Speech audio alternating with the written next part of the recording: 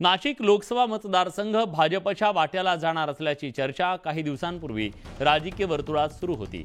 महायुतीच्या नेत्यांनी नाशिक लोकसभेची जागा अजित पवारांच्या राष्ट्रवादीला सोडण्याची तयारी दर्शवल्याचं बोललं जात आहे। याविषयी मंत्री छगन भुजबळांनी तसे संकेत दिले।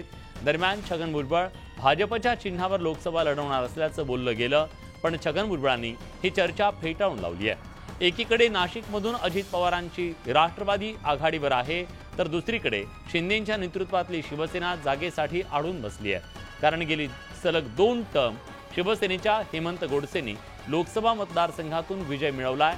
त्यामुळे शिवसेना नाशिकची जागा सोडायला तयार नाही। त्यामुळे नाशिकमध्ये राजकीय उलथापालथ होण्याची शक्यता नाकारता येत नाही।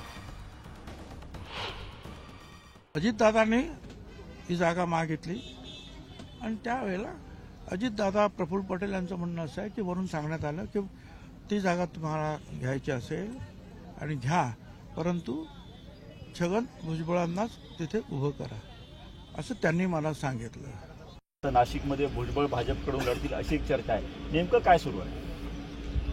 असं आहे की नाशिकची जी जागा आहे त्याच्यामध्ये शिवसेनेकडे जागा आहे, राष्ट्रवादीला ती जागा हवी आहे, त्याचा निर्णय आम्ही करू। आमची आजही आग्रही मागणी आहे। मुख्यमंत्र्यांच्या कानावर वारंवार त्या संदर्भामध्ये गोडसेंनी सुद्धा त्यांच्या कार्यकर्त्यांनी सुद्धा अत्यंत विनवण्या करून सांगितलं की ही जागा शिवसेनेला सुटावी, म्हणून शेवटच्या क्षणाला ही जागा शिवसेनेला सुटेल अशी आमची अपेक्षा। नाशिकच्या जागेवरून महायुतीत जोरदार रस्सीखेच सुरू आहे। नाशिकमधून लोकसभेसाठी हेमंत गोडसे आग्रही आहेत, तर तिकडे छगन भुजबळ यांनीही दावा केलाय। दरम्यान नाशिकमध्ये आता नवीन चेहरा देण्याचा विचार सुरू आहे, असं मोठं विधान विखे पाटील यांनी केलंय। नवीन चेहरा आल्यास मतदार स्वागतच करतील, असंही विखे म्हणाले। त्यामुळे महायुती नाशिकमधून कुणाला उमेदवारी देणार याकडे सगळ्यांचं लक्ष लागलंय।